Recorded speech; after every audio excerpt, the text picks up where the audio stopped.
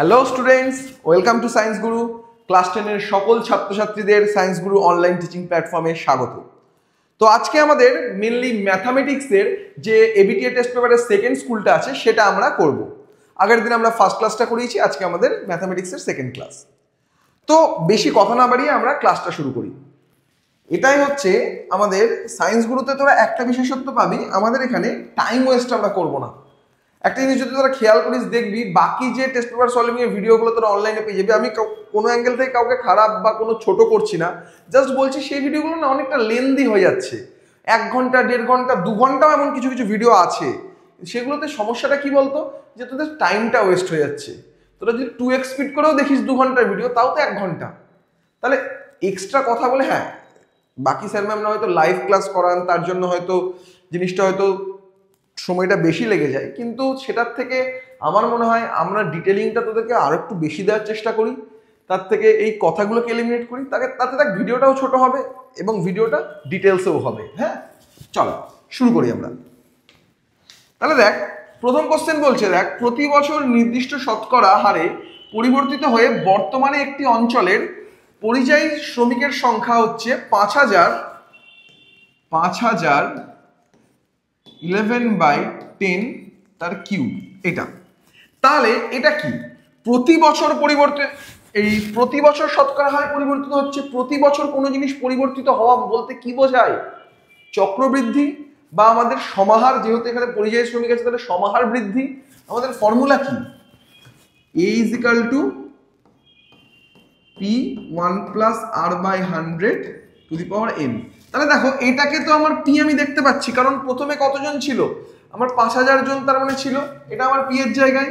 এবার এন এর জায়গায় দেখ 3 আছে, বাকি এইটাকে এর জায়গায় আমরা কি করে লিখবো? তাহলে এটাকে এই জায়গায় আমরা এভাবে লিখবো না, 5,000 + 11/10 কে লেখা যায় 1 + 1 সেকেন্ড 1 +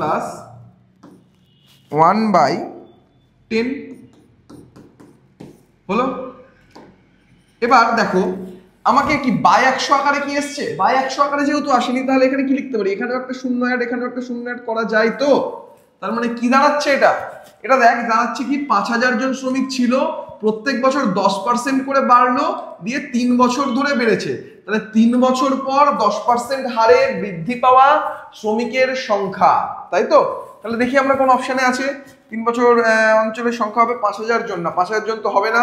3 বছর পর ওই অঞ্চলের শ্রমিকের সংখ্যা অপরিবর্তিত থাকবে না, প্রতি বছর 10% হারে বৃদ্ধি পায়। হ্যাঁ এটা হচ্ছে আমাদের ঠিক অপশন, প্রতি বছর 10% আর 10%, তাহলে সেই হারে বৃদ্ধি পাচ্ছে। ঠিক আছে, তাহলে সেকেন্ড কোশ্চেন দেখ। সেকেন্ড কোশ্চেন কি বলছে? এবিসিডি ক্রমিক সমানুপাতিক হলে কোনটি সত্য নয়? এটা দেখ আমরা একটু যদি এটাকে যদি ক্রমিক সমানুপাতিক বলতে কি বোঝায়? a/b = b/c = c/d। ঠিক আছে, এটা হবে আমাদের। তাহলে এবার কোনটা সত্য নয় এটা যদি একটু তোরা চেক করিস, তার আগে একটু দেখে নে। দেখ প্রত্যেকটা যদি এখানে দেখি স্কোয়ার আছে, এখানে দেখ স্কোয়ার আছে, গুণ করলে কত হয়? হাইয়েস্ট পাওয়ার এখানে 4 হয়, দেখ হাইয়েস্ট পাওয়ার। এইদিকে দেখ বি স্কোয়ার, তার মাথায় স্কোয়ার, তার মানে highest power B square square মানে কি হাইয়েস্ট পাওয়ার 4। দেখ দুই দিকটা ম্যাচ করছে, হলো। এখানে দেখ এখানে আছে, দেখ এর হাইয়েস্ট পাওয়ারের স্কোয়ার, এর হাইয়েস্ট পাওয়ারের স্কোয়ার, এর হাইয়েস্ট পাওয়ারের স্কোয়ার, যোগ করলে হাইয়েস্ট পাওয়ারের সেই স্কোয়ারই থাকবে। আর এদিকে দেখ এর মাথায় কিছু নাই, এদিকে 2 আছে, হাইয়েস্ট পাওয়ারের সেই স্কোয়ার, দুই দিক ম্যাচ করছে। এবার দেখ এখানে দেখ এ তার সাথে সি তার সাথে ডি, যদি তিনটেকেই যদি আমি দেখি, তাহলে দেখ পাওয়ার কত হচ্ছে? হাইয়েস্ট কিউব হচ্ছে না, 3টে থাকছে। এবার এগুলো তাহলে এদিকটা দেখলে দেখ এই দুটোকে গুণ করলে হাইয়েস্ট পাওয়ার কত হয়? 2, এটাকেও 2, এটাকেও 2, 3টে 2কে যোগ করলেও সে হাইয়েস্ট পাওয়ার কত দাঁড়ায় আমার? সেই তো আমার 2টা দাঁড়াবে। আর এখানে যদি চলে আসিস তাহলে দেখ হাইয়েস্ট পাওয়ার কত দাঁড়াচ্ছে? স্কোয়ারের সাথে স্কোয়ার মানে হচ্ছে 4, আর বাকিগুলো 4ই থাকবে। এটা হচ্ছে কত? এটা হচ্ছে 2, আর 2 এর মাথায় আবার স্কোয়ার আছে, তাহলে 2 এর মাথায় স্কোয়ার মানে হচ্ছে আবার 4। তাহলে এটা তোদেরকে কি বোঝালাম আমি? এটা তোদেরকে বোঝালাম অ্যাকচুয়ালি এখানে যদি ভ্যালুটা দেখিস সবার ভ্যালু কিন্তু একই রকম আসবে। দেখ কারণ হচ্ছে কি, দেখ কে, তাহলে এখানে কি b/c = a/b, আগে a/b টা লিখি, a/b = k, b/c = k, c/d = k। তাহলে এখানে আমরা কি বলতে পারবো? c = dk, b = dk² আর a equal to D K cube. মানে দেখ সব কিছুই তো এক আকারে লেখা যায়, তাই জন্য যখন এখানে বসবে তখন পাওয়ারগুলো দুই সাইড ম্যাচ করার ব্যাপার আছে। তো এবার দেখ এত কিছু আমরা করার অত সময় যদি আমরা নাও পাই, এটা যদি আমরা নাও চেক করে দেখি, তাহলে এই দুটো দিকের যদি পাওয়ার মিলিয়ে দেখি তাহলে দেখছি এইটা তো কখনোই আমার হচ্ছে না। কারণ কি, এখানে আমার সেম জিনিস ডি দিয়ে আমরা রিপ্লেস করছি, তাহলে ডি এর পাওয়ার তো এদিকে কোনোখানেই ম্যাচ করা সম্ভব না। কারণ দেখ এ এর জায়গায় আমি ডি বসাবো, সি এর জায়গায় আমি ডি বসাবো, ডি তো আমার কি একটা করেই আছে। তো তাহলে এ এর জায়গায় যখন ডি বসাবো, এখানে যাই বাকি টার্মটা আমি ইগনোর করছি, ডি স্কোয়ার তো থাকবে, আর এখানে দেখ সি এর জায়গাও কি ডি স্কোয়ার থাকবে। তাহলে যখন দুটোকে গুণ করব, ডি এর পাওয়ারে হাইয়েস্ট কত আসবে 4, আর এদিকে দেখ বি এর জায়গায় যদি ডি বসাই তাহলে ডি স্কোয়ার হচ্ছে বাইরে গিয়ে এই স্কোয়ারটার সাথে ডি স্কোয়ারের সাথে স্কোয়ার মানে ডি টু দি পাওয়ার 4। তাহলে দেখ ডি এর পাওয়ার দুদিকে ম্যাচ করবে। সেম ভাবে দেখ এখানেও ডি এর পাওয়ার দুদিকে ম্যাচ করবে, কিন্তু এখানে কিন্তু ডি এর পাওয়ার দুদিকে ম্যাচ করবে না। কেন ম্যাচ করবে না? এ এর মান কত ডি কে স্কোয়ার, তাহলে এ এর মান যদি ডি কে স্কোয়ার হয়, বি এর এখানে সি এর মান কত ডি কে, এখানে ডি এর মান কত ডি, ডি এর পাওয়ার তাহলে কত দাঁড়াচ্ছে ডি কিউব দাঁড়াচ্ছে। আর এখানে যদি দেখিস এ এর মানেও ডি আছে, বি এর মানেও ডি আছে, ডি গুণ করলে ডি স্কোয়ার, তাহলে তিনটে ডি স্কোয়ার দাঁড়াবে। সেই তাহলে পাওয়ার তো সেই আমার কি ডি স্কোয়ারই তো থাকবে। তাহলে দুদিক কি ম্যাচ করলো? ম্যাচ করলো না, ওই জন্য এই অপশনটা সত্য নয়। আশা করছি তোরা এই অঙ্কটা বুঝতে পেরেছিস, ঠিক আছে? আর যদি বুঝতে না পারিস আমাকে কমেন্ট করবি কি বুঝতে পারিস না। আমি একটা যখন 3-4টা স্কুল হয়ে যাবে, যে কোশ্চেনগুলো তোদের ডাউট লাগবে একটা ডাউট ক্লিয়ার ক্লাস করি, আমি তোদের সব ডাউটগুলো ক্লিয়ার করে দেওয়ার চেষ্টা করবো। ওকে, দেখ নেক্সট কোশ্চেন দেখ কি বলছে নেক্সট। আচ্ছা আমরা কোশ্চেনের উপরে কিছুটা লিখে ফেলেছি। নিচের কোন ক্ষেত্রে দুটি ত্রিভুজ দুটি সদৃশ কিন্তু সর্বসম নয়? সর্বসম কখনো হয় না। সদৃশের সংজ্ঞা কি দেয়? সর্বসম সংজ্ঞা কি? সর্বসম হচ্ছে যখন সবকিছু একই হবে, মানে আকার আকৃতি দুই সমান হবে। কিন্তু সদৃশের ক্ষেত্রে কি হবে? আকৃতিটাকে একই রকম হতে হবে, আকার কিন্তু চেঞ্জ হতে পারে। মানে দেখো যেমন হচ্ছে ধর আমার এক্সেল সাইজের জামা লাগে, আর একজনের এল সাইজের জামা লাগে, কিন্তু একই রকম জামা যদি আমরা এক্সেল কিনি আর এল কিনি, তাহলে ওর জামার শেপ সবকিছু কালার সবকিছু একই, কিন্তু কি পার্থক্য? সাইজের পার্থক্য। এইটাকে বলা হয় সদৃশ। আর যদি এক্স্যাক্টলি আমরা ধর এই জ্যাকেটটা আমি পরে আছি, এইটা ধর এক্সেল জ্যাকেট, এই এক্সেল জ্যাকেট এই সেম ডিজাইনের জ্যাকেট সেম কালারের জ্যাকেট আমরা যদি অন্য আর একটা নিয়ে যাই, তাহলে দুটো তো একই হয়ে গেল পুরোপুরি। এটাকে বলা হয় সর্বসম। তাই কোশ্চেনে আমার যখন বলেছে কোন ক্ষেত্রে দুটি ত্রিভুজ সদৃশ কিন্তু সর্বসম নয়, সর্বসম না মানে কি আকার সেম না, আকৃতি সেম বলেই কিন্তু সে কিন্তু সদৃশের মধ্যে পড়বে। সর্বসম আর সদৃশ যাই হোক আকৃতিকে সেম হতেই হবে, শুধুমাত্র সর্বসমর ক্ষেত্রে আকারটাও সেম হবে, সদৃশের ক্ষেত্রে আকারটা সেম হবে না। তাহলে দেখো কোন অপশনে আছে আকারে আকৃতি আলাদা, ত্রিভুজ দুটির আকৃতি এক কিন্তু আকার আলাদা, এইটা বি হচ্ছে আমার ঠিক উত্তর। ওকে, নেক্সট কোশ্চেন দেখো। নেক্সট কোশ্চেন বলছে আর একক বহির্ব্যাসার্ধ এবং আর একক অন্তর্ব্যাসার্ধ বড় আর আর ছোট আর দিয়ে দিয়েছে বিশিষ্ট এক ফাঁপা অর্ধগোলাকৃতি বাটির সমগ্রতলের ক্ষেত্রফল। সমগ্রতলের ক্ষেত্রফল, তাহলে দেখ যখন বাবা একটা বাটি দেখবি, বাটির কি এই দেখ বাইরের তলটাকেও আমাকে নিতে হবে, ভেতরের তলটাকেও নেওয়া দরকার।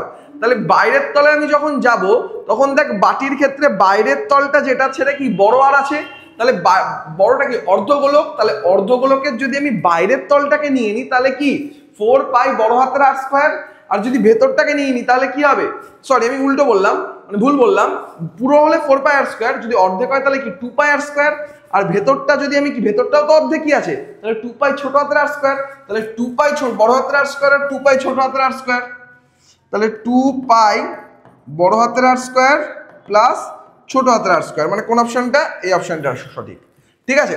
নেক্সট দেখো বলছে ত্রিকোণমিতিক কোণ পরিমাপের ক্ষেত্রে কোন কোণের একটি রশ্মি যদি ঘড়ির কাঁটার দিকে সম্পূর্ণ একবার আবর্তন করে আবার প্রথম স্থানে ফিরে আসে, তবে কোণের পরিমাণ কি হবে? অপরিবর্তিত থাকবে, 180 ডিগ্রি কমে যাবে, নাকি 360 কমে যাবে, নাকি 360 বেড়ে যাবে? এই কোশ্চেনটা করতে গেলে দেখো খুব সিম্পল কোশ্চেন। আমার এই ঘড়ির কাঁটা আছে, ধরো ঘড়ির কাঁটা আমার এখানে ছিল, এখান থেকে আমার ঘড়ির কাঁটার দিকে চলছে, মানে জিনিসটা কি এই দিকে চলছে, বুঝতে পেরেছিস?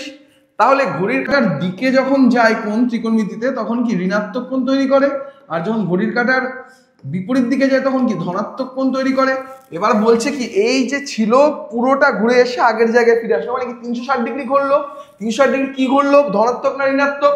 ঋণাত্মক, তাহলে কি হলো আমার 360 ডিগ্রি কমে যাবে। ওকে, নেক্সট দেখো, একটি শ্রেণীতে প্রথম 15 জনের বয়সের গড় হচ্ছে x1 বার এবং পরবর্তী 20 জনের বয়সের গড় হচ্ছে x2 বার।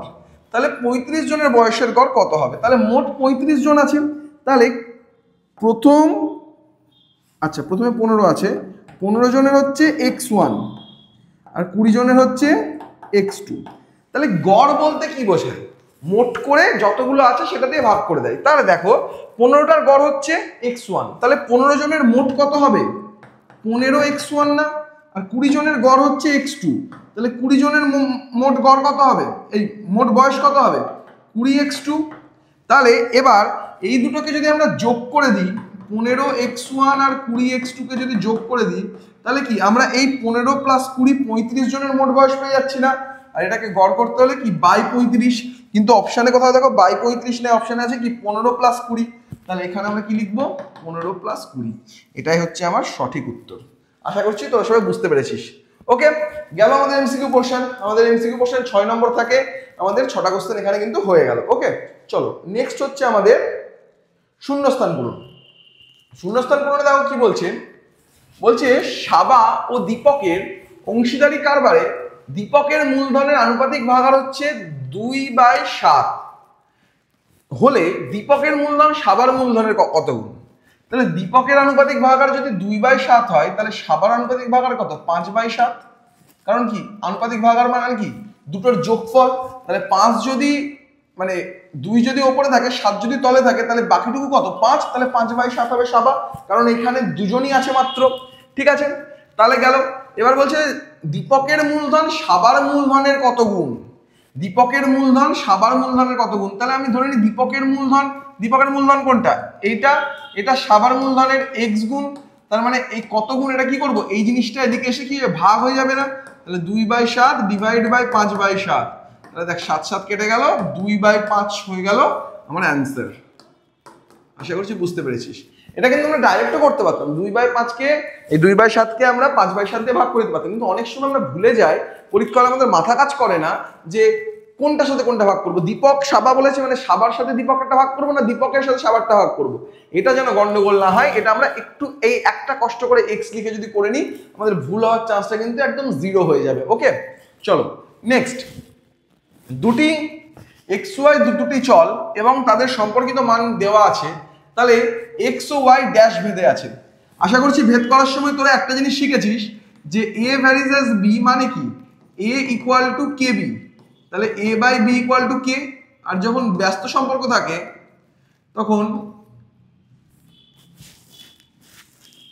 তখন আমরা লিখতে পারি A equal to K by B, তাহলে A B equal to K. মানে কি দুটো রাশিকে ভাগ করে যদি বারবার ধ্রুবক পাই মানে একই জিনিস পাই, তাহলে সেটা কিসে? সরল ভেদে আছে। আর দুটো রাশিকে গুণ করে যদি বারবার একই জিনিস পাই, তাহলে সেটা ব্যস্ত ভেদে আছে। আমরা মনে রাখবো। এখানে দেখো দুটো রাশিকে যদি আমরা ভাগ করি, তাহলে ভাগ করলে কি এখানে আসবে 1/2, এখানে দেখ কোনোভাবে 1/2 আসবে না, তাহলে বুঝতে পারছি। আর যাই হোক সরল ভেদে নেই, তাহলে ব্যস্ত ভেদে আছে। এখানে চেক করি, দেখো দুটোকে গুণ করলে কত হচ্ছে? 50। এটা করার দরকার নেই, এটা কর, দেখ এই দুটো গুণ করলে 50 হচ্ছে, বাকিগুলো তার মানে আলটিমেটলি ডেফিনেটলি 50ই হবে। তার মানে এটা কোন ভেদে আছে? ব্যস্ত ভেদে আছে। ঠিক আছে, নেক্সট দেখ, কোন চতুর্ভুজের 4টি কোণের সমদ্বিখণ্ডকগুলি পরস্পর মিলিত হয়ে যে চতুর্ভুজ গঠন করে সেটি ড্যাশ। চতুর্ভুজের 4টে কোণ, তাহলে দেখ আমরা যে কোনো একটা চতুর্ভুজ নিয়ে নিই। এটা ধর একটা চতুর্ভুজ, এর 4টি কোণ, এটা আসলো, এটা আসলো, এটা আসলো, এটা আসলো। 4টি কোণ পরস্পর মিলে গিয়ে কি তৈরি করছে? আমার একটা দেখ চতুর্ভুজ তৈরি করছে।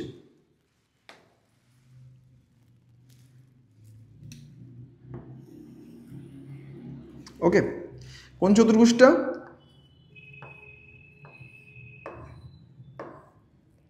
এই চতুর্ভুজটা তৈরি করেছে।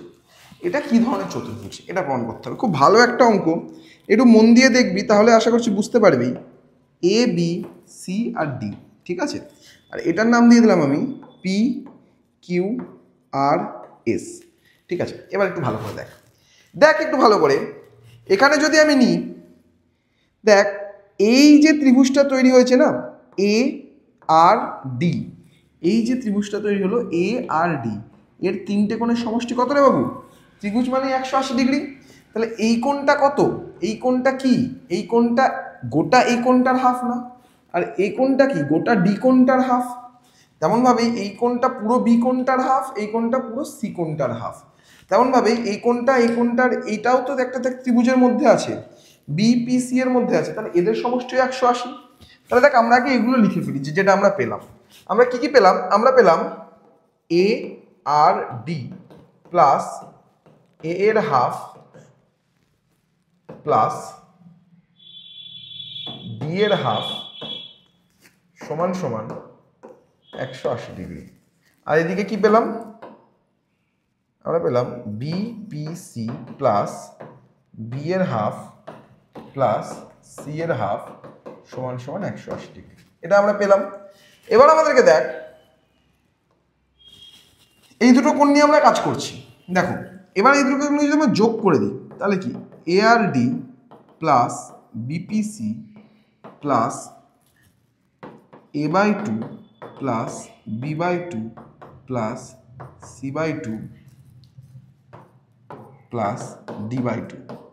এদিকে 180 আর 180 যোগ হয়ে কত হয়ে যাবে? 360। তাহলে দেখো এ আর কি ছিল? পি ছিল না রে? এ আর না, এ আর কোথায় গেল? হারিয়ে ফেললাম নাকি? এ আর ডি ছিল, sorry, D plus BPC plus এখান থেকে হাফ কমন যাবে, তাহলে দেখ এ আমি আর লিখছি না, এ বি সি ডি পড়ে থাকবে। এ বি সি ডি চারটে, দেখ এ বি সি ডি চতুর্ভুজের চারটে কোণ, সমষ্টি কি হবে? 360 হবে। তাহলে এটা কত যাবে? 180। এদিকে 360 ছিল, আমার 360ই থাকলো। তাহলে দেখ A R D plus BPC equal to কত হয়ে গেল? 360 মাইনাস 180, মানে দেখ কত দাঁড়াচ্ছে? 180। তার মানে এই দুটো কোণের সমষ্টি 180, মানে কি? এই দুটো কোণ পরস্পর সম্পূরক। এবার দেখ কোনো চতুর্ভুজের দুটো বিপরীত কোণ যদি পরস্পর সম্পূরক হয় তাহলে সেটা কি ধরনের চতুর্ভুজ? উপপাদ্যে ছিল, আশা করছি মনে আছে, বৃত্তস্থ চতুর্ভুজ। তাহলে এই অ্যান্সারটা কি হবে আমার? এই অ্যান্সারটা দাঁড়াবে আমার বৃত্তস্থ চতুর্ভুজ। বৃত্তস্থ চতুর্ভুজ। ঠিক আছে, বোঝা গেছে আশা করি। নেক্সট দেখো, একটি আয়তক্ষেত্রের টুকরের দৈর্ঘ্যকে অক্ষ করে, আয়তক্ষেত্রের টুকরের দৈর্ঘ্যকে অক্ষ করে চারপাশে টুকরোটি একবার পূর্ণ আবর্তনের ফলে যে ঘনবস্তু তৈরি হলো তা কি? এবার দেখ এইটাকে যদি বুঝতে হয়, ধর একটা আয়তক্ষেত্রাকার বস্তু আছে, এভাবে একটা আয়তক্ষেত্রাকার বস্তু আছে। এবার আয়তক্ষেত্রের এটা একটা দৈর্ঘ্য, ধর এটাকে আবর্তন করে আমি জিনিসটাকে এভাবে ঘোরাচ্ছি, এভাবে জিনিসটাকে ঘোরাচ্ছি, তাহলে জিনিসটা কি তৈরি করছে?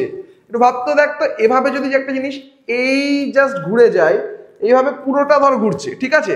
তাহলে পুরোটা ঘুরলে এটা কি তৈরি হচ্ছে? এই জিনিসটা এরকম তৈরি হচ্ছে না? দেখ তো, এরকম তৈরি হচ্ছে না? পুরোটা তো ঘুরছে, তাই না? আয়তক্ষেত্রাকার বস্তুটা পুরোটা ঘুরছে। নাহলে সব থেকে সিম্পল এক্সাম্পল, একটা বইয়ের পাতা নিবি, একটা A4 পেজ নিবি, A4 পেজটাকে সোজাভাবে রাখবি, দিয়ে অক্ষের চারিদিক করে এভাবে ঘুরিয়ে দিবি চারিদিকে, দেখবি একটা কি তৈরি হচ্ছে? গোল পাড়া একটা বস্তু তৈরি হবে, সেটার নাম কি? চোঙ। অর্থাৎ পুরো নাম আমরা যদি লিখি তাহলে কি লিখবো? লম্ববৃত্তাকার চোঙ। তোরা কিন্তু পরীক্ষায় পুরো নামটাই লিখবি, আমি এখন শুধু চোঙ লিখলাম। তোরা কিন্তু অ্যান্সারে লম্ববৃত্তাকার চোঙটাই কিন্তু লিখবি অবশ্যই। হ্যাঁ, এবার দেখ সমকোণী ত্রিভুজের একটি সূক্ষ্মকোণের কোসাইন দ্বারা প্রকাশিত ত্রিকোণমিতিক অনুপাতটি ড্যাশ অনুপাত, মানে জানতে চাইছে কোন ধরনের অনুপাত। কোসাইন, কোসাইন মানে কি রে? কোসাইন মানে হচ্ছে কস। কস মানে কি? কস মানে হচ্ছে ভূমি বাই অতিভুজ। তাহলে ভূমি বাই অতিভুজ, তার মানে কি বলতে হবে? ভূমি ইজ টু অতিভুজ। তাহলে সামথিং ইজ টু সামথিং, ভূমিটা তো সবসময় কি হবে? ছোট হবে না? ভূমিটা সবসময় ছোট হবে, অতিভুজটা সবসময় বড় হবে। তাহলে পূর্বপদ সবসময় ছোট, অর্থাৎ এটা কি ধরনের অনুপাত? এটা তার মানে লঘু অনুপাত। ওকে, গেল। পাড়ার ক্রিকেটে 5 জনের খেলায় 5 জনের স্কোর করেছে 7, 4 জন করেছে 15, 2 জন করেছে 10, আর এটা দেখ উল্টে দিয়েছে কিন্তু 11 স্কোর করেছে 2 জন। তাহলে এবার বলেছে স্কোরের সংখ্যাগুলো মান, স্কোর তার মানে কোনটা কোনটা, 7 স্কোর, 15 স্কোর, 10 স্কোর আর 11 স্কোর করেছে কত কত জন, 5 জন, 4 জন, 2 জন আর এদিকে 1 জন। কোনটা বেশি, এই 5টা বেশি। তাহলে কোন স্কোরটা সব থেকে বেশি জন করেছে, এই 7 স্কোরটা সব থেকে বেশি জন করেছে। তাহলে সংখ্যাগুলোর সংখ্যা 7। আশা করছি বুঝতে পেরেছিস সবাই।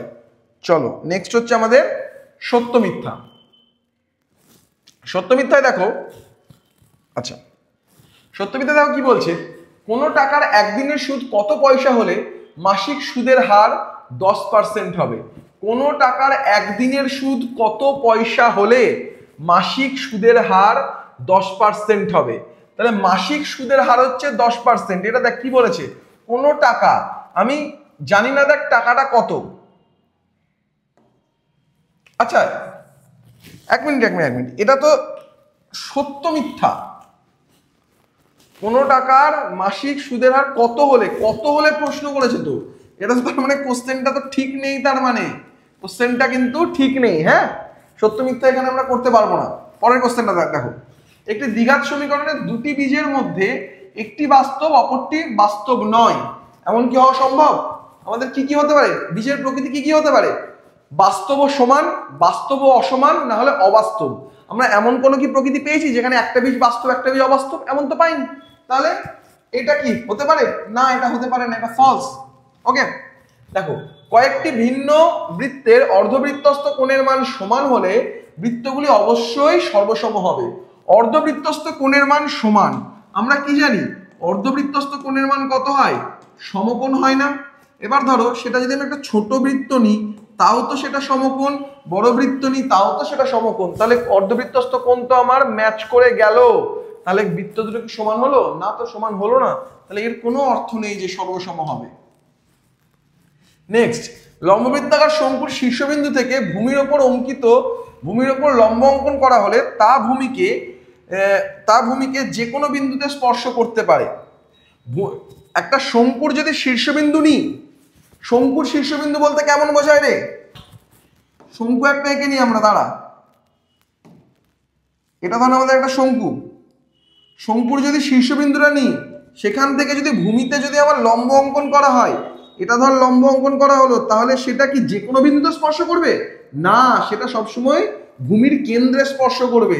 তাহলে এই জিনিসটাও কিন্তু ভুল বলা আছে। ঠিক আছে, একটি সমকোণী ত্রিভুজের নির্দিষ্ট সূক্ষ্মকোণ থিটা এর সাপেক্ষে লম্বের দৈর্ঘ্য এবং ভূমির দৈর্ঘ্য, আচ্ছা লম্বের দৈর্ঘ্য গ্রেটার দ্যান ভূমির দৈর্ঘ্য হলে থিটা এর মান 30 হতে পারে না। আমাকে বলে দিয়েছে থিটার মান 30 হতে পারে না সমকোণী ত্রিভুজের একটি নির্দিষ্ট সূক্ষ্মকোণ থিটা হলে। তাহলে মানলাম একটা সমকোণী ত্রিভুজ হলো, তার নির্দিষ্ট একটা সূক্ষ্মকোণ থিটা। এবার দেখো এখানে থিটার কি লম্বের দৈর্ঘ্যটা বড়, তার মানে ট্যান থিটা যদি আমরা লিখি তাহলে লম্ব বাই ভূমি। তার মানে দেখো লম্বের দৈর্ঘ্যটা বড়, তার মানে ওপরটা বড়, তার মানে এই জিনিসটা কি, তার মানে লব যদি বড় হয় তার মানে জিনিসটা গ্রেটার দ্যান 1 হলো। এবার দেখো থিটার মান 30 হতে পারে কিনা জিজ্ঞেস করেছে। তাহলে যদি আমরা এখানে ট্যান থিটা না লিখে ট্যান 30 ডিগ্রি লিখতাম, ট্যান 30 ভ্যালু কত, ট্যান 30 ভ্যালু হচ্ছে 1/√3। তাহলে এই জিনিসটা কি বড় হলো একের থেকে? তাহলে এই জিনিসটা তো একের থেকে বড় হলো না, এই জিনিসটা তো একের থেকে কি হয়ে গেল, ছোট হয়ে গেল। কারণ কি √3 এর মান কি একের থেকে বড় হয়, অর্থাৎ হরে বড় আছে, হর বড় আছে মানে এটা কিন্তু লেস দ্যান 1, তাই তো? তাহলে এটা হচ্ছে না, তার মানে আমাকে কোশ্চেনও বলেছে হতে পারে না। তাহলে এই জিনিসটা সঠিক বলেছে। এই হতে পারে আর হতে পারে নার মধ্যে কিন্তু আমরা বারবার গুলিয়ে দিই। আমরা এখানে চেক করলাম যে হচ্ছে না, তাহলে এটা ভুল আছে, কেটে দিলাম। কিন্তু না, এখানে কোশ্চেনেই তো বলে দিয়েছে পারে না, তার মানে এটা কিন্তু ঠিক হবে। পরীক্ষায় কিন্তু এরকম ট্রিক্স কিন্তু করতেই থাকে বারবার। হ্যাঁ, এই ট্রিক্সগুলোতে কিন্তু আমাদের ফাঁসলে চলবে না। আচ্ছা, রাশিবিজ্ঞানে summation of fi equal to n, যখন দেখবি অনেকগুলো দেখবি পরিসংখ্যা থাকে, সেখান থেকে যখন আমরা ক্রমযৌগিক পরিসংখ্যা বার করি, এখানে কি পাই, লাস্টে গিয়ে কি পাই আমরা, লাস্টে গিয়ে আমরা এটাই তো আমরা n পাই। এই লাস্টের টুকু এটা তো প্রত্যেকটা পরিসংখ্যার যোগ করেই তো আমরা পাচ্ছি, অর্থাৎ বলতে পারি প্রত্যেকটা পরিসংখ্যার যোগ করলে আমরা মোট পরিসংখ্যা পাই, n মানেই হচ্ছে মোট পরিসংখ্যা। এটা কিন্তু ঠিক আছে। ওকে, তাহলে গেল সত্য মিথ্যা গেল, 3টে ভুল, 2খানা ঠিক, আর ওপরটা ভুল আছে। আর হ্যাঁ, পরীক্ষায় যখনই সত্য মিথ্যা থাকবে অবশ্যই কিন্তু 6টার 6টাই করে আসবো, 5টা করেছে বলে 5টা করে আসবো এমনটার কিন্তু কোনো মানে নাই। অনেক সময় অনেক বিতর্কিত প্রশ্ন থাকে যে ক্ষেত্রে কিন্তু নম্বরটা আমরা ভেবে আসি একরকম করছি, হয় একরকম, তাই 6টাই করে আসবো। আমরা মাধ্যমিকের নিয়ম অনুযায়ী যে 5টা ঠিক হবে সে 5টা কিন্তু আমাদের কালেক্ট করে নেওয়া হবে। ওকে, চলো এবার চলে যাই আমাদের 2 নম্বরের প্রশ্নতে। 2 নম্বরের প্রশ্নগুলোতে দেখ, প্রথম প্রশ্ন কি বলছে, বার্ষিক 10% চক্রবৃদ্ধি সুদের হারে 10,000 টাকা ধার নেওয়ার 2.5 বছর পর সুদে আসলে কত হবে? 10,000 টাকা ধার নিয়েছে 2.5 বছর ধরে। এটা যদি আমরা ডাইরেক্ট চক্রবৃদ্ধি সুদের হারে ফর্মুলায় করতে তাহলে কিন্তু হবে না, আগে 2 বছরটা ক্যালকুলেট করে নিই আমরা a ইকুয়াল টু যদি ক্যালকুলেট করি 10,000 হচ্ছে আমার p 1 প্লাস আর হচ্ছে কত আমার 10/100 স্কয়ার, তার মানে কি দাঁড়াচ্ছে, আমি একটু ছোট ছোট করে করছি জায়গা যেহেতু কম, 10,000 ইন্টু এটা কত দাঁড়াবে দেখ, এটা কেটে গেল, তাহলে কি 1 প্লাস 1/10 মানে হচ্ছে 11/10, তাহলে তার স্কয়ার মানে হচ্ছে 11/10 ইন্টু 11/10, তাই না?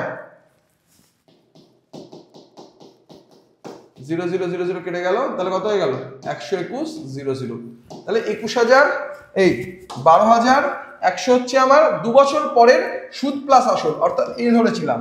এবার এই টাকাটা তো কি আমার আরো হাফ বছর খেটেছে, তাহলে পি টি আর বাই 100, তাহলে কত হলো এটা কিন্তু আমরা কি বার করছি, এটা আমরা আই বার করছি, কারণ পিটিআর বাই 100 ফর্মুলা, সরল সুদের ফর্মুলা। তার মানে এখান থেকে যদি এখান থেকে কেটে যায় তাহলে হচ্ছে 605, তাহলে 605 টাকা আমার সুদ হলো হাফ বছরে। তাহলে আগে ছিল কত, আগে আমার ছিল হচ্ছে 21,000, এই 21,000 বলছি কেন, 12,100 টাকা, তার সাথে আমরা 605কে যোগ করে দাও, তাহলে কত দাঁড়াবে 12,705 টাকা আমার 2 বছর পরে সুদ প্লাস আসল শোধ করতে হবে। ঠিক আছে, নেক্সট কোশ্চেন, রাম ও রহিম 5,000 টাকা আর 2,000 টাকা নিয়ে ব্যবসায় মূলধন দিয়ে ব্যবসা শুরু করলো। 6 মাস পরে রাম এত টাকা তুলে নিল আর রহিম এত টাকা লগ্নি করলো, লগ্নি করা মানে দিয়ে দিল। তাহলে বছরের শেষে লামের লাভ্যাংশ যদি, এই লাম বলছি কেন সরি, রামের লাভ্যাংশ যদি 800 টাকা হয় তাহলে রহিমের লাভ্যাংশ কত হবে? দেখো সিম্পল জিনিস,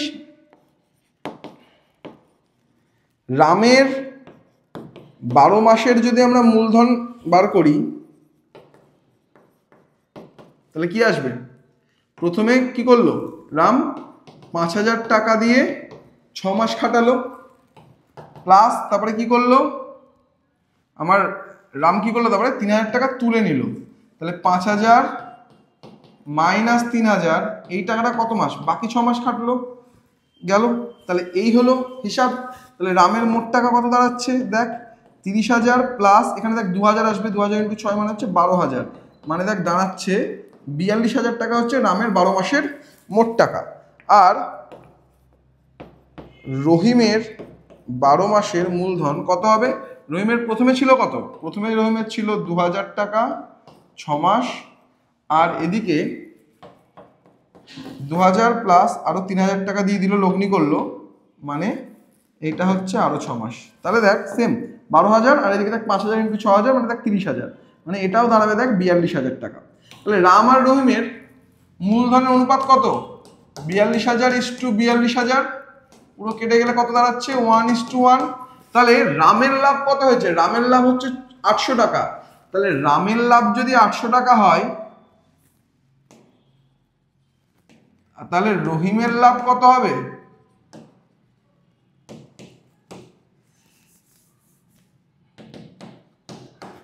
তাহলে রহিমের হচ্ছে 800 টাকা, যেহেতু 1:1, তাহলে মোট কত দাঁড়াচ্ছে, মোট লাভ 1,600 টাকা,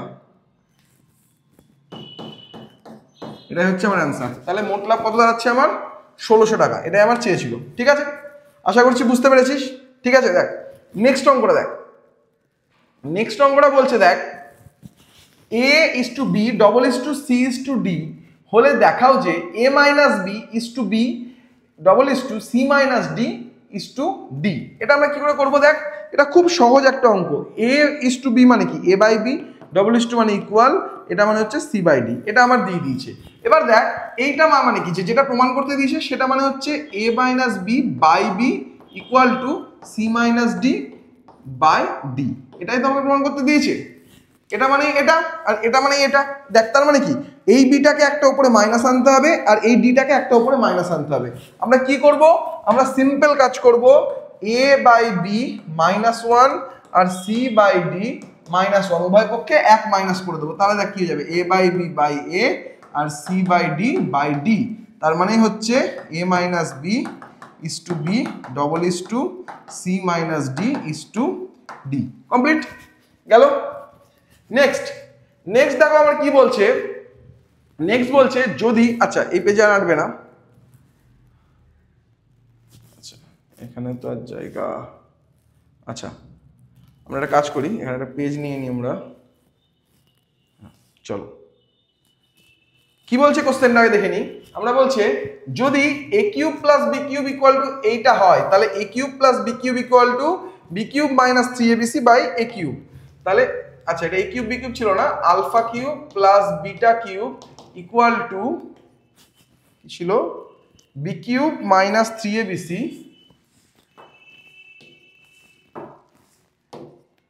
B cube minus 3abc by A cube ছিল না, স্কোয়ার ছিল, কিউব ছিল, এ কিউব। এটা যদি হয় তাহলে প্রমাণ করো, তাহলে দেখাও যে A square plus A square minus BC plus C দ্বিঘাত সমীকরণের বীজদ্বয় হবে আলফা বিটা, তাহলে এর বীজদ্বয় যে আলফা বিটা এটা আমাকে প্রমাণ করতে হবে। তাহলে দেখো আমরা উল্টো প্রমাণ করি, আমরা ধরে নিই বীজদ্বয় আলফা আর বিটা, ওকে।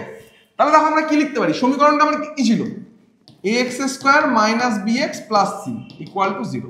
তাহলে আমরা কি বলতে পারি, বীজদ্বয়ের যোগফল মানে alpha plus beta equal to কত, বীজদ্বয়ের যোগফল যদি আলফা প্লাস বিটা হয় তার মানে এটা ইকুয়াল টু আমার দাঁড়াচ্ছে হচ্ছে মাইনাস বি বাই এ। এবার বি নিজেই মাইনাস হয়ে আছে, তাহলে কি হয়ে যাবে, শুধু বি বাই এ হয়ে যাবে। আর দেখো আলফা ইন্টু বিটা যদি আমি নিই, আলফা বিটা, তাহলে কি বীজদ্বয়ের গুণফল মানে সি বাই এ, মানে কি দাঁড়াচ্ছে, সি বাই এ মানে 1 বাই এ, এটাই দাঁড়াচ্ছে তো আমার, আশা করছি বুঝতে পেরেছিস সবাই। আচ্ছা সরি এখানে সি মানে তো সি আছে রে, ওটা ভুল হয়ে গেছিল, সি মানে সি আছে, ওকে হলো। তাহলে আলফা বিটা দিয়ে দিয়েছে আর আলফা প্লাস বিটা দিয়ে দিয়েছে, এবার আমাকে এই alpha plus beta equal to এটা বার করতে হবে। তাহলে আলফা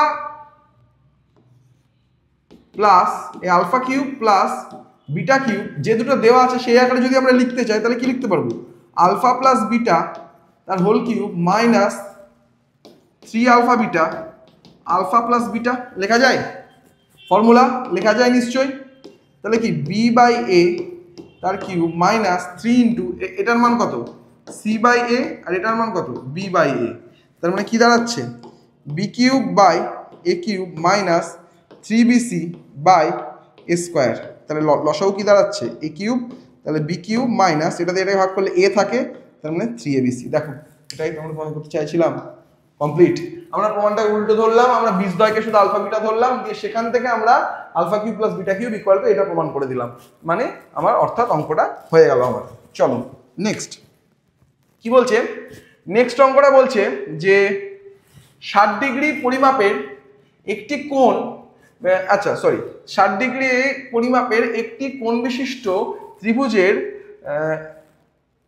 আচ্ছা সরি কোশ্চেনটা পড়তে পারবো না, একটু ভুল করছি। হ্যাঁ দেখ কি বলছে, 60 ডিগ্রি পরিমাপের একটি কোণ বিশিষ্ট কোন ত্রিভুজের একটি বাহু তার পরিকেন্দ্রগামী। 60 ডিগ্রি কোণ বিশিষ্ট, 60 ডিগ্রি কোণ বিশিষ্ট, এটা 60 ডিগ্রি একটা কোণ বিশিষ্ট একটা ত্রিভুজের, হ্যাঁ একটা ত্রিভুজের একটি বাহু তার পরিকেন্দ্রগামী। পরিকেন্দ্রগামী কে হয় রে, পরিকেন্দ্র কখন বাহুর উপর অবস্থান করে, যখন সেটা সমকোণী ত্রিভুজ হয়, ঠিক আছে, এটা আশা করছি তোরা জানিস। তাহলে এবার বলছে যে ত্রিভুজটির অবশিষ্ট দুটি কোণের শীর্ষবিন্দুগামী পরিব্যাসার্ধ পরিকেন্দ্রে যে কোণ উৎপন্ন করেছে তার মান কত। অপর দুটি যে শীর্ষ কোণ আছে, এই অপর দুটি কোণের যে শীর্ষবিন্দু আছে, অর্থাৎ মানে এই কোণ, এই শীর্ষবিন্দু আর এই শীর্ষবিন্দু, সেইগামী যে ব্যাসার্ধটা হবে এই কোণটার কথা বলে দিয়েছে। তাহলে অপর দুটো কোণ বলতে কি বোঝায়? এটা বোঝায়, সরি, এটা বোঝায় এই যে এই দাগটা, আর একটা বোঝায় এই দাগটা। অপর দুটো শীর্ষবিন্দুগামী পরিব্যাসার্ধ। তাহলে তারার কেন্দ্রে যে কোণ উৎপন্ন করছে, মানে এই কোণটার মান আমাকে বার করতে চেয়েছে। বুঝতে পেরেছিস? তাহলে দেখ, এটা খুব সামান্য বিষয়। এটা যদি দেখ, প্রথমে এই কোণটা কত ছিল? 90 ছিল। তাহলে এটা যদি 60 হয় তাহলে এই কোণটা কত হবে? এই কোণটা হবে আমার 30। এবার দেখো, এই কোণটা যদি 30 হয়, এইটাকে তো অলরেডি বলেই দিয়েছে যে পরিব্যাসার্ধ, আর এটাও কি পরিব্যাসার্ধ। তাহলে এটা 30 হলে এই কোণটাও কত হবে? 30 হবে। তাহলে দুটো কোণ যদি 30 হয় তাহলে এই কোণটা কত হয়ে যাবে? 120 হয়ে যাবে। অঙ্কটা একটু পড়তে গিয়ে আমাদের একটু খটকা লাগতে পারে, কিন্তু অঙ্কটা যদি একবার ছবিটা এঁকে ফেলি, যদি আমরা এটুকু জেনে নিই যে এই পরিকেন্দ্র যখন বাহুর ওপরে অবস্থান করে, সেটা কেবলমাত্র কার ক্ষেত্রে হয়? সেটা কেবলমাত্র আমাদের সমকোণী ত্রিভুজের ক্ষেত্রে হয়। এটুকু যদি আমরা বুঝে ফেলতে পারি, আশা করছি আমাদের আর অসুবিধা হবে না। চলো নেক্সট বলছে, এ ও বি এর মাধ্যমে একটি সমকোণী ত্রিভুজের 3টে বাহুর দৈর্ঘ্য প্রকাশ করো। এ বি এর মাধ্যমে 3টে বাহুর দৈর্ঘ্য প্রকাশ করতে হবে। খুব ভালো একটা অঙ্ক। দেখ, সমকোণী ত্রিভুজের নরমালি যদি 3টে বাহু হয় তাহলে কি হবে? অতিভুজ স্কয়ার, লম্ব স্কয়ার আর ভূমি স্কয়ার, 3টেকে স্কয়ার আকারে প্রকাশ করতে হবে, তবেই সেটা আমি বলতে পারবো সিগনিফিকেন্টলি, আর যাই হোক সেটা সমকোণী ত্রিভুজই হবে। এবার এ আর বি আমাকে দিয়ে দিয়েছে, নরমালি আমাকে এ আর বি দিয়ে দিয়েছে, তাহলে দেখো, এ আর বি যদি আমার থাকতো, তাহলে দেখ, এ প্লাস বি এর হোল স্কোয়ার যদি আমি লিখি এখানে, ইকুয়াল টু কি বলা যায়? এ মাইনাস বি এর হোল স্কোয়ার মাইনাস 4ab, বা এ প্লাস বি এর হোল স্কোয়ার প্লাস 4ab লেখা যায়। এই উল্টো লিখলাম তো আজকে, বেশ আমি উল্টো পাল্টা কিছু লিখে ফেলছি, আমাকে তার জন্য তোরা ক্ষমা করে দিস। যাই হোক, হলো, চল, A plus B whole square equal to A minus B whole square plus 4ab। Okay, গেল। এবার দেখ, তাহলে এবার এই জিনিসটাকে আমি কি করে করবো? দেখ, আমাকে তো 3টেকেই তো স্কোয়ার আকারে দেখাতে হবে। এ প্লাস বি হোল স্কোয়ার তো স্যার দেখিয়ে দিলেন, এটা তো দেখিয়ে দিলেন, এটা তো স্যার স্কোয়ার আকারে হলো না, বেশ স্কোয়ার আকারে হলো না। তাহলে আমরা জিনিসটাকে এরকম করে লিখতে পারি, দেখ তো, A square plus B square তার whole square equal to A square minus B square তার whole square plus 4a square plus B square লেখা যায়। এবার তো বাবু আমি কি লিখতে পারি এটাকে? এ মাইনাস এ স্কোয়ার মাইনাস বি স্কোয়ার তার হোল স্কোয়ার প্লাস 2ab তার হোল স্কোয়ার। তাহলে দেখো, তাহলে এখানে অতিভুজটা তাহলে কি দাঁড়াচ্ছে? অতিভুজ কি বলতে পারি আমি? এ স্কোয়ার প্লাস বি স্কোয়ারটাই অতিভুজ। তাহলে এটা অতিভুজের স্কোয়ার। লম্ব বা ভূমির মধ্যে বাকি দুখানা বাহু যে কোনো একটা হতে পারে। লম্ব বা ভূমির মধ্যে একটা হচ্ছে এ স্কোয়ার মাইনাস বি স্কোয়ার, আর একটা হচ্ছে 2ab। এটাই হলো আমার সমকোণী ত্রিভুজের 3টে বাহু এ বি এর আকারে আমরা প্রকাশ করলাম। স্কোয়ার আকারে কিন্তু আমাকে দেখাতেই হবে, না হলে কিন্তু আমি বলতে পারবো না সিগনিফিকেন্টলি এরা সমকোণী ত্রিভুজেরই বাহু। ওকে, গেল, বেশ, এই কোশ্চেনটা কমপ্লিট। পরের দেখি কি আছে। চলো, পরেরটা বলছে, দুটি বৃত্ত পরস্পরকে পি ও কিউ বিন্দুতে ছেদ করেছে। পি কিউ বিন্দুগামী দুটি সরলরেখা একটি বৃত্তকে এবি বিন্দুতে এবং দ্বিতীয় বৃত্তকে সিডি বিন্দুতে ছেদ করেছে। তাহলে আমরা আগে ছবিটা এঁকে ফেলি। দুটো বৃত্ত আছে, পরস্পরকে ছেদ করেছে, তার মধ্যে এই বিন্দুগামী একটা সরলরেখা, এই বিন্দুগামী একটা সরলরেখা। তাহলে এটা কি বলে দিয়েছিল আমাদের? প্রথমে আমাদের বলে দিয়েছিল পি আর কিউ বিন্দুতে ছেদ করেছে, এটা হচ্ছে তার মধ্যে এ আর বি, আর এটা হচ্ছে আরেকটা বৃত্তে ছেদ করেছে সি আর ডি তে। ঠিক আছে, এবার দেখো আমাকে কি বলে দিয়েছে? পি এ বি মানে এই কোণটা বলে দিয়েছে কত? এই কোণটা বলে দিয়েছে 80 ডিগ্রি। আর পিসিডি বার করতে বলেছে। পিসিডি মানে এই কোণটার মান আমাকে জানতে চেয়েছে। ঠিক আছে, তাহলে আমরা যদি দেখো এই দুটোকে যদি যোগ করে দিই, একটু ভালো করে দেখতো, এই দুটোকে যদি আমি যোগ করে দিই, তাহলে দেখ এই যে চতুর্ভুজটা তৈরি হচ্ছে, এই যে লাল রঙের চতুর্ভুজটা তৈরি হলো, এটা তো একটা বৃত্তস্থ চতুর্ভুজ। দেখ 4টে বিন্দু পরিধির উপর অবস্থিত, তাহলে বৃত্তস্থ চতুর্ভুজ। তাহলে এই কোণটা যদি 80 হয় তাহলে এই কোণটা কি তার সম্পূরক, মানে এই কোণটা দাঁড়াবে কত? 100 দাঁড়াবে। এই কোণটা যদি 100 হয় তাহলে আবার সরলরেখার মানে একই সরলরেখার উপর অবস্থিত দুখানা কোণ, তাহলে এই কোণটা দাঁড়াচ্ছে 80। সেম ভাবে দেখো এই যে চতুর্ভুজটা আছে, এটা এটা এটা এটা, এরাও তো একটা কি বৃত্তস্থ চতুর্ভুজ। তাহলে এ যদি 80 হয় তাহলে এই কত হবে? এর সম্পূরক মানে 100 ডিগ্রি। তাহলে এই পিসিডি এর মান কত দাঁড়ালো? পিসিডি এর মান দাঁড়ালো 100 ডিগ্রি। তাহলে পিসিডি এর মান 100, পিসিডি এর বৃত্তীয় মান, তাহলে 100 ইনটু পাই বাই 180, 5/9, তার মানে কি দাঁড়াবে? 5 পাই বাই 9 রেডিয়ান। এটা হয়ে গেল আমার বৃত্তীয় মান। আশা করছি বুঝতে পেরেছিস। কোন লম্ববৃত্তাকার শঙ্কুর উচ্চতা ও ব্যাসার্ধের অনুপাত 1:2 হলে পার্শ্বতলের ক্ষেত্রফল ভূমির ক্ষেত্রফলের, আচ্ছা পার্শ্বতলের ক্ষেত্রফল ভূমির ক্ষেত্রফলের কত গুণ? তাহলে আগে পার্শ্বতলের ক্ষেত্রফল আর ভূমির ক্ষেত্রফল। তাহলে শঙ্কুর উচ্চতার ব্যাসার্ধের অনুপাত বলে দিয়েছে। তাহলে শঙ্কুর উচ্চতা হচ্ছে কত? 2x, আর ব্যাসার্ধ হচ্ছে কত ধরবো? x ধরি। তাহলে উচ্চতা 2x আর ব্যাসার্ধ x। তাহলে পার্শ্বতলের ক্ষেত্রফল আছে মানে l প্রয়োজন আমার, তাহলে l প্রয়োজন। তাহলে l ইকুয়াল টু কি?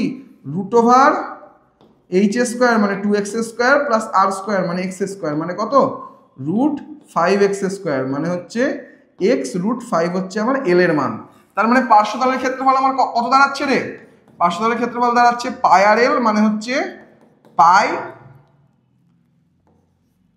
√5x ইন্টু x, মানে কি দাঁড়াচ্ছে? √5 পাই x²। আর ভূমির ক্ষেত্রফল কি? পাই r², তার মানে পাই x²। তাহলে দেখো পাই x² আর √5x², তার মানে কত গুণ? তার মানে অনলি কি এক্সট্রা আছে? √5টা এক্সট্রা আছে। তার মানে অ্যান্সার হচ্ছে আমার কত গুণ? √5 গুণ। হলো। নেক্সট, একই উচ্চতা বিশিষ্ট আয়তঘনকাকার ও একটি ঘনকাকার বাক্সের মধ্যে আয়তঘনকাকার বাক্সটির দৈর্ঘ্য প্রস্থ যথাক্রমে উচ্চতার 7 গুণ আর 3 গুণ। তাহলে সবচেয়ে বেশি কতগুলো ঘনকাকার বাক্স রাখা যাবে? তাহলে দেখ ঘনকাকার বাক্স বলেছে এটা, তাহলে ঘনকাকার বাক্সের উচ্চতা সেম বলে দিয়েছে। তাহলে ধর এটা ধর আয়তঘনকের পোরশন, আয়তঘনকের উচ্চতা হচ্ছে x, আর এর ক্ষেত্রে উচ্চতা বলে কিছু হয় না, এর ক্ষেত্রে উচ্চতা মানেই বাহু, এর ক্ষেত্রে বাহু x, এর আয়তন কত? তাহলে x3। এর ক্ষেত্রে উচ্চতা x, লেন্থ কত বলেছে? 7 গুণ মানে 7x, আর উইথ কত? 3x। তার মানে এদের যদি আমি আয়তন বার করি তাহলে কত হচ্ছে? 21x²। তাহলে এর মধ্যে এটাকে ফিট করতে হবে, তাহলে এটাকে এটাতে ভাগ করতে হবে। বড় জিনিসের মধ্যে ছোট জিনিসকে ফিট করতে গেলে বড় জিনিসের আয়তনকে ভাগ করতে হয় ছোট জিনিসের আয়তন দিয়ে। তাহলে 21x² কে যদি 21x এর কিউব, 21x এর কিউবকে যদি x³ দিয়ে ভাগ করো তাহলে কতগুলো ঘন কাটবে? 21টি ঘন কাটবে। হয়ে গেল, কমপ্লিট। চলো নেক্সট হচ্ছে, আচ্ছা হ্যাঁ একটু জায়গা লাগবে অঙ্কটার ক্ষেত্রে আমার, অঙ্কটা হ্যাঁ দেখ কি বলেছে? a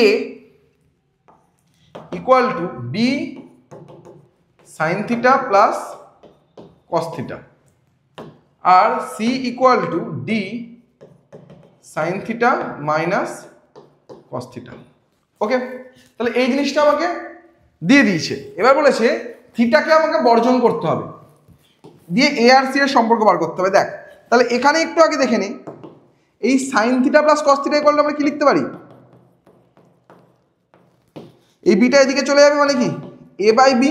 সেম ভাবে sine theta minus cos theta equal to ডিটা এদিকে চলে আসলে কি হয়ে যাবে?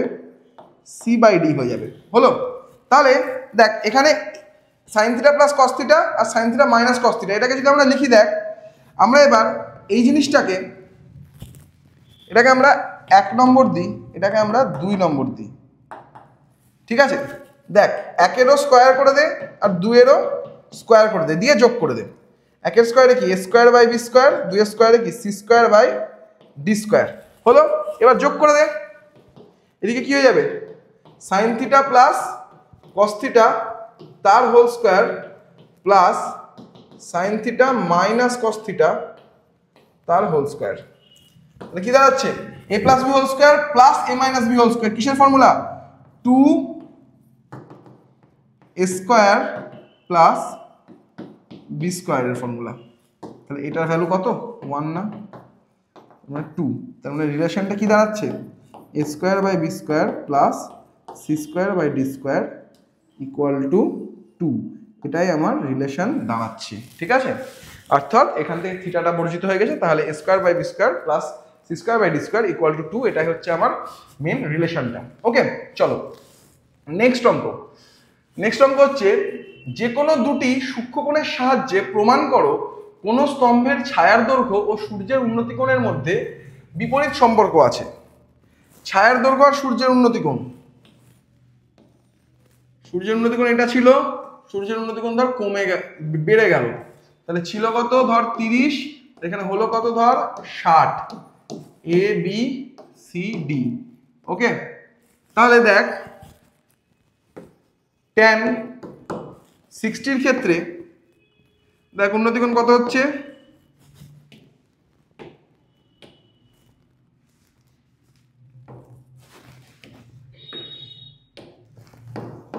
এবি বাই বিসি হলো।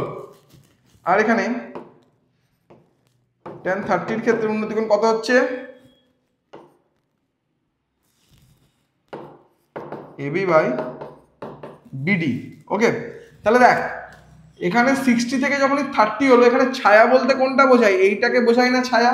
তাহলে যখন দেখ 60 ছিল, তাহলে উন্নতিকোণটা কত আসছে? উন্নতিকোণটা আমার আসছে হচ্ছে, বা এখানে যদি আমরা প্রমাণটাও যদি করি, এখানে তাহলে সাইনের এর মানটা বসিয়ে দে। এর মান হচ্ছে √3 এবি বাই বিসি। তাহলে BC equal to AB by √3। Okay, আর এখানে দেখ 1/√3, তাহলে এবি বিডি। তাহলে এটা প্রমাণ করে দেখাতে বলেছে, তো আমরা এভাবেই দেখাবো এটা। BC equal to √3 AB. তাহলে দেখো বিসি ইকুয়াল টু এখানে √3 এবি, এখানে এই এবি বাই √3, আর এখানে √3 এবি। কোনটা বড়? অবভিয়াসলি এ বড়। এখানে দেখ কোনটা কি? কোনটা তো কম।